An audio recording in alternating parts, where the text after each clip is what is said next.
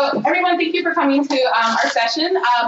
What we're going to do in this session is introduce an initiative that a bunch of us have been working on over the past year and a half. And it's an initiative for science education, equity, and ethics, also called ISE2, also called ISE3. We still haven't figured out exactly what our little abbreviation is going to be. But before we started, I wanted to introduce kind of the ringleaders of this before we kind of get into the nitty-gritty of it. So my name is Catherine Walters-Ponte, if you don't know me. I'm the Director of STEM Partnerships and Outreach for the College of Arts and Sciences. And then I also dabble in other things like teaching biology, communication, and sometimes business. Yeah. And I also run our I-Core program as well. So I'm going to let Amy introduce herself next. Me? Yeah, you. I'm Amy Butler. I'm the Senior Director of Foundation and Corporate Relations for the university. I'm Meg Bentley. I'm a Senior Professorial Lecturer in Biology and the Director of Biology Teaching Labs. And I'm Carolyn Parker. I'm a faculty member in the School of Education. I direct the Masters of Arts in Teaching program, which is graduate teacher education, and I'm a science educator. Even though you're sitting there. Sure, I'm Ellen Peter. I'm chair of the Department of Philosophy. I'm Laura Weiss, also from the Health and Religion. Larry Thomas, founding director of the Project of this Distinguished Scholars Program. Nate Harshman, chair of physics and director of the NASA DC Space Grant Program, which is a STEM education program. All right, so what we are basically doing with the initiative is we are trying to capitalize on a lot of the strengths that we have as a university, and especially in the sciences. We can offer things to the sciences that are unique that students don't get at other universities, and so we really want to capitalize on that, celebrate our strengths, and also really try to find unique ways to create new programming, create new curriculums, and create new funding opportunities. So right now we have many, obviously, faculty-led STEM projects, and some of these are campus-wide, so they're not just solely to CAS, but they're also involved in SIS, CODI, and SOC. A lot of our work includes innovations in basic research and science, and our work is successful, but a lot of the work is only funded in the short term, or even worse, is hard funded by kind of donations from departmental funds, college funds. And so we want to kind of change that so we have things that are more sustainable. So we figured that right now is an opportunity to kind of create a unified framework at American. And we want to really forward our research agenda, curriculum development, policies and practices that we can best use to advance STEM at American University and beyond. And one of the things that we're trying to do is actually include science ethics, or ethics in general, as a component of this, because I think that's something, or we all believe that's something that's really unique to American University. And because of our size, our location, and our resources here, we can easily incorporate that into our education. Okay, so just for everyone's, just to kind of get on the same page, we're using the NSF definition of STEM. So it does include what you generally think of as STEM, which is math, natural science, engineering, computer, information sciences, but we're also including the social behavior sciences, so psychology, economics, sociology, and political science. And so this is where the ethics component comes in as they interact with the natural sciences. So our mission, this is a mission statement that we've been kind of putting together over the last year, is to prepare students for transferable academic and non-academic 21st century jobs in the STEM fields. So this includes actually being scientists, but also includes everything that goes around being a scientist, so all the support staff that goes around that, because it's quite a bit. We want to graduate as scientifically literate citizenry. So again, this applies to all students, whether they're science majors or not, that can make informed and ethical decisions relevant to science inquiry and civic participation. So our more specific goals, we want to pilot an advanced competencies in education, and that would include ethics, critical thinking, and applications of knowledge.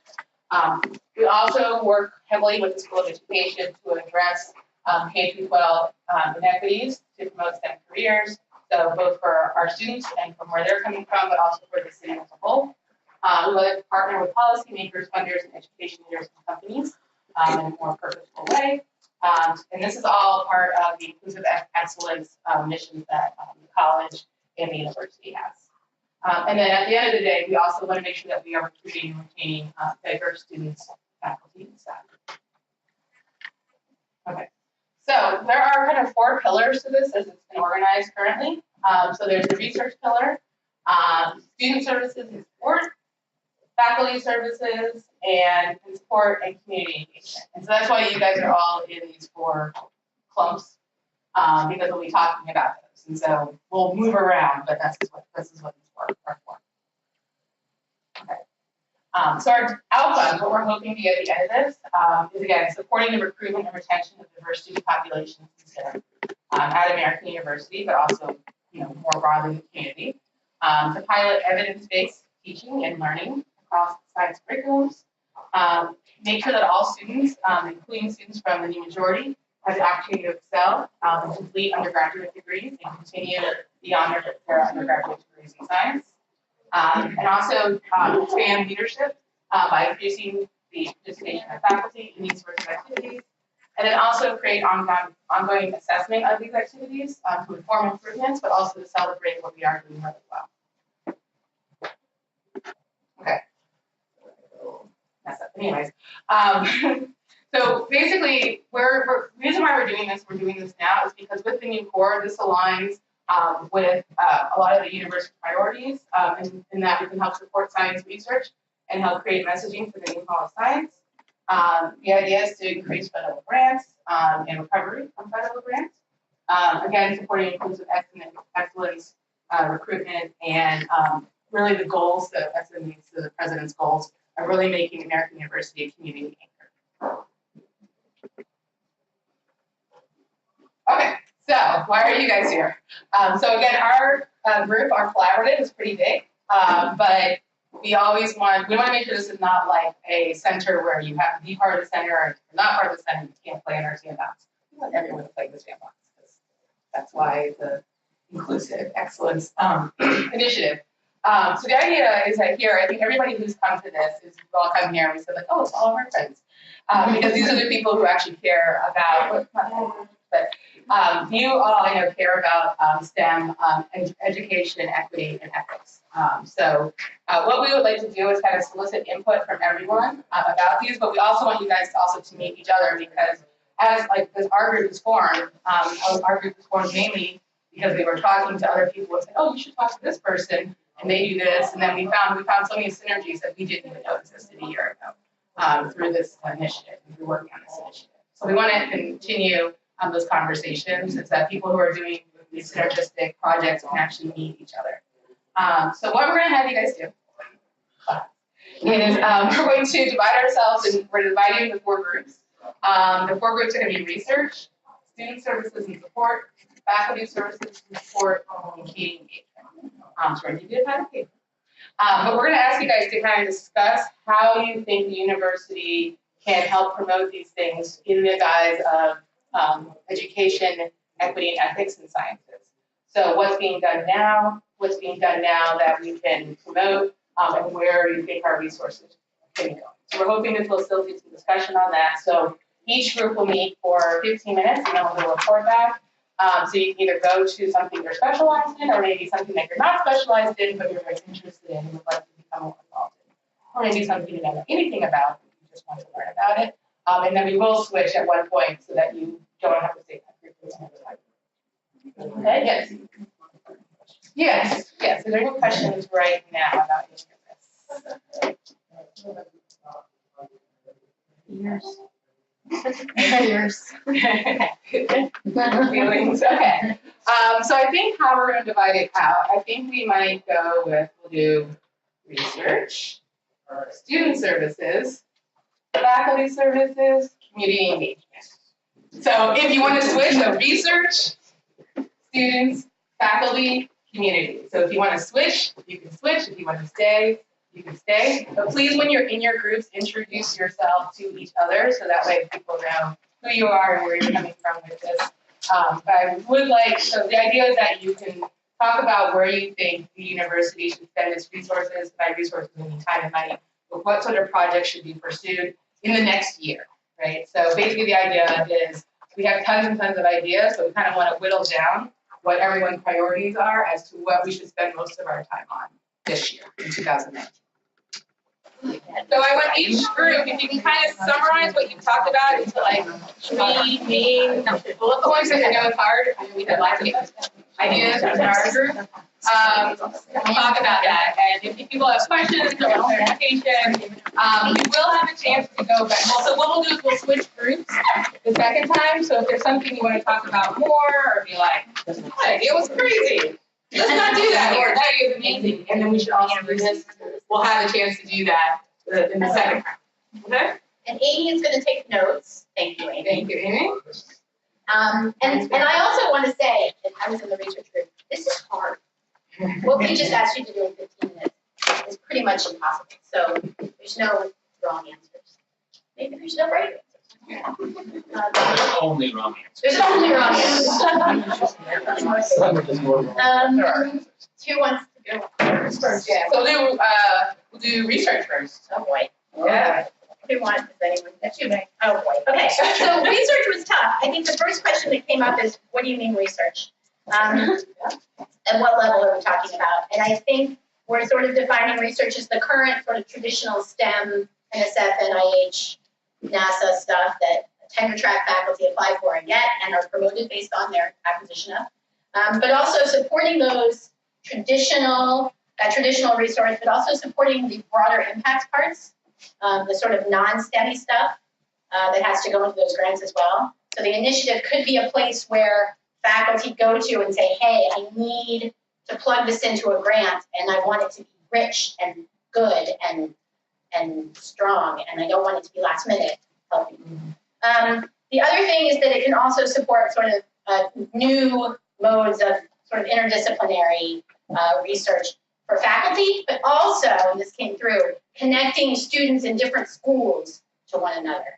You know, there are obviously medical anthropologists here, obviously lots of students in other schools that could get plugged into that research program. And the students aren't really finding those or seeing those avenues, so we can help students see that. The question of, we had to come up with what is attainable. That's a good question.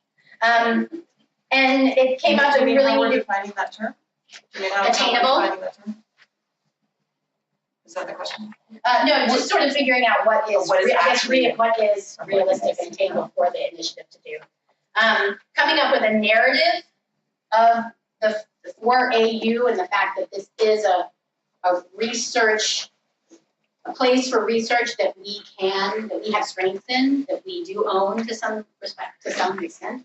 But creating a narrative around that for future students, future faculty, funding agencies, and also thinking about the new Hall of Science and thinking about how that can be a story that goes into the Hall of Science.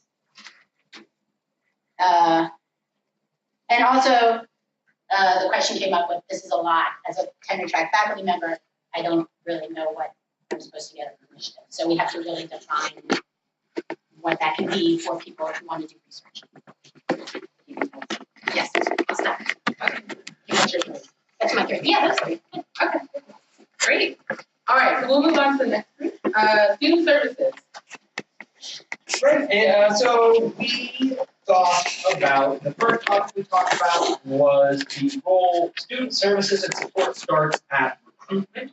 And we thought about several parts of the recruiting strategy or parts of the recruitment. We thought about marketing and how the STEM fields or the esteem field are marketed at AU. We talked about admissions and wondered about, when we think about how admissions interacts with disciplines and whether there could be strategic thinking there. We talked about other kinds of recruiting strategies like that. And we talked about the role of community engagement in recruiting strategies and how that was a synergy across some of our groups. We talked about retention And one of the things that came out immediately, and we started talking about different kinds of populations, like maybe we also could think about minors as a thing for students, and it would bring more students into the STEM. But then we got onto career. We ended up talking a lot about how what we felt that was a key to retention was really having a really clear programming at the park level, at the CAS level, maybe within the center. I mean, I know there's also Office of Merit Awards, the Career Center, and we talk about curriculum issues. We talk about career classes. We talk about bringing people in and going out. So we really thought that that was critical to, and again, making sure that to preserve diversity of our recruited and make sure that we had people in the career track who were facilitating the career, as well as maybe educational opportunities who looked like saw people who looked like them in these fields. We thought that was an important point. That three things. Yeah, that was 17. That was, but it's succinct. It's good. Okay, great. All right, faculty services and support. All right, so we focused most of our discussion on culture change in STEAM. Trying to find a new way to spell STEAM to get ethics in there. STEAMy. I don't know.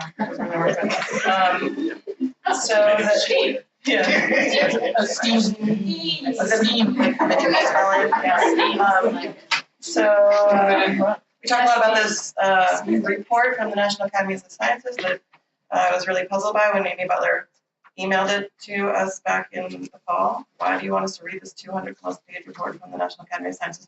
But it was absolutely astounding. The report was amazing. Basically recommending complete and total culture change in every element of academic science. Really focusing on how do we identify where the academic and career pipeline is leaking and broken, and how do we fix it? So one of the things that we talked a lot about was thinking more broadly about how to support faculty research. Like, where are the places that faculty are dropping out? Where are the places that faculty are being pushed out? How do we make sure that that is front and center in our conversations? And really thinking more intensely and creatively about challenges related to work-life balance. So one of the things that Young from the Department of Sociology was telling us about is a new initiative through the Center for Health, Risk, and Society to offer very robust individual mentoring to faculty fellows who are engaged in serious research projects. That's going to start in January. That the college and the university has offered very significant support for, which is really encouraging. It's wonderful news. And is that the sort of model or program that we could think about expanding, whether on the same scale, whether on a different scale, and what are the other kinds of questions that we need to be asking of faculty to really solicit very concrete information about what faculty need. All right, and community engagement. Okay. We do have 3 points, a few minor sub-points. So, the first thing one of the first points we talked about was promoting, developing, and improving partnerships with professional societies and corporations locally, using those connections, faculty connections, etc. That's a very simple one. Improving AU science communication, so that is the communication between all the sciences on campus here. Also, disciplines that are not traditionally science that are doing science that support science, like philosophy and ethics and all these other areas we're bringing into it, so that everybody knows what the other groups are doing and what their connections are, and using those to improve our connections to local engagement, DC engagement in the broader area. And the third one is more education and science connections, specifically both within campus. So, for example, School of Education, connections to the School of Education, and their connections to the local schools that they naturally have through training teachers and things. What are the opportunities for AU faculty, students to go to those schools to participate in science events, or to get those schools and those students to campus to participate in science events? And the School of Education already has all those connections and conduits, and we should be using them to better effect. And also the science education connection to our local community, and that would be specifically perhaps through research, would be promoting AU science research locally to our local community, to the people who come and walk their dogs on our campus, who push their strollers with their children and come and use the campus. They come because it's an arboretum, they come because it's beautiful. We could also be promoting the science that goes on here on campus through signage or invitations to come in and visit the maker space and things like that at particular times when particular places are open for the locals to come into it. On-campus signage and opportunities, and also more opportunities for those people to actually come to campus for science events. So making sure that if we have science events, that it gets promoted locally, perhaps using the local newspapers or signage. We could have, signage facing outwards from the campus with the events that are coming up in the next month or so, speakers or events that the general public could actually be invited to. I think that's about it.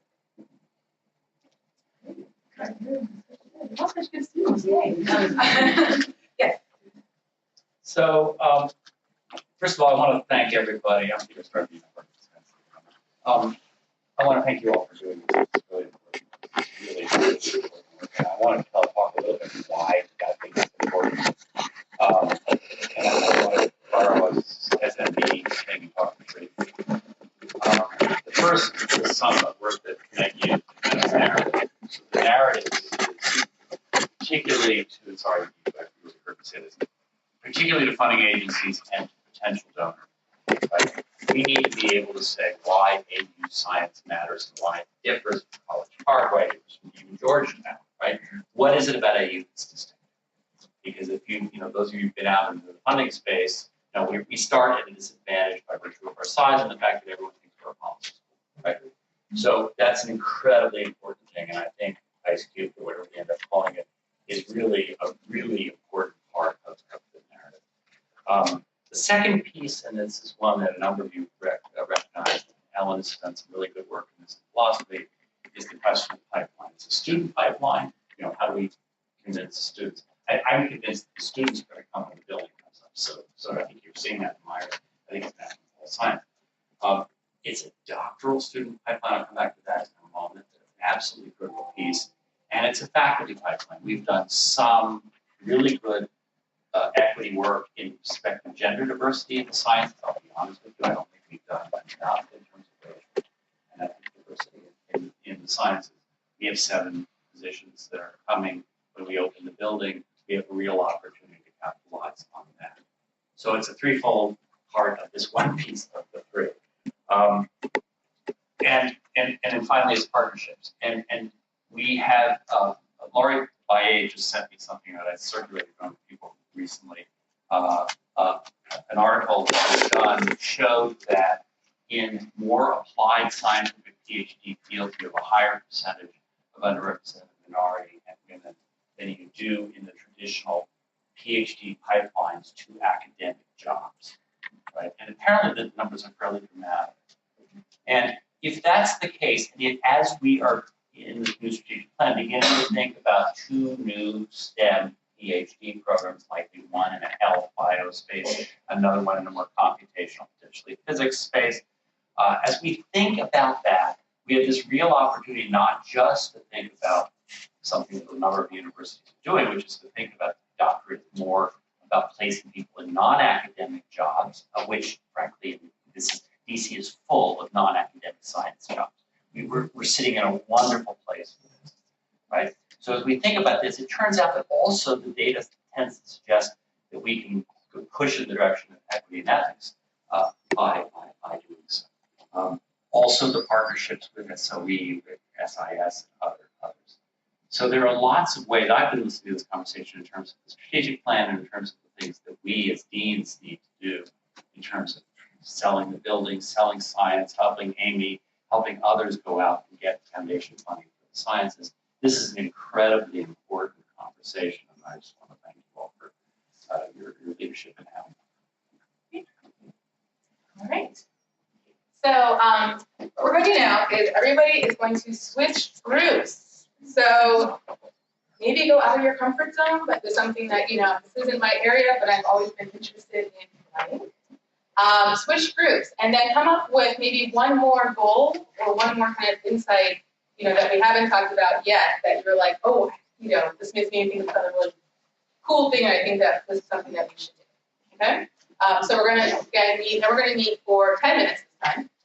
Let's just go right in the same order. How about that? Okay. All right, so I'll go ahead and talk to the research group. So there are two things that we really wanted to talk about. So one of them was involving students in research, but also kind of communicating that when you work in a research laboratory, what you're getting is transferable skills, right? So just because you work in a cancer lab or an environmental science lab, or water quality lab, or astrophysics lab, that doesn't mean that's what you're going to do for your career.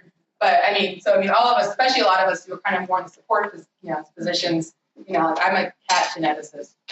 But there's a lot of transferable skills in being a cat geneticist. So even though I don't do that anymore, the point is that there's transferable skills and how you convey that to the students so that wherever they're doing research is important, even if they are not going to do that research ultimately at the end of the day. And then the other thing was for promoting our research, which is kind of the simple thing of lab pages, websites, but ways that, from the university's website, it's easy for people to find out the research that we're doing, because funders will look at that, corporate sponsors will look at that, and it would just be really great if we can somehow get it. So we have, a lot of us have these ed-based pages, but they're not directly connected to the university's website, so it's still hard for people to find information about us. And, they do these things like marking, however many times you have to click, every time you have to click, you lose a certain number of your people who are going to look at it, and the more clicks you have to get through, the more they're just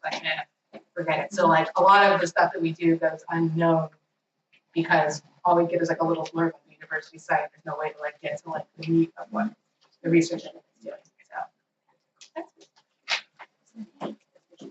Hi, I'm doing the student support services again. I would say what we spent a lot of time was talking about was mentoring, both direct mentoring as well as running things like internship programs and giving career advice. And we really talked about how important that is to the student experience, to retention of students and to their subsequent success.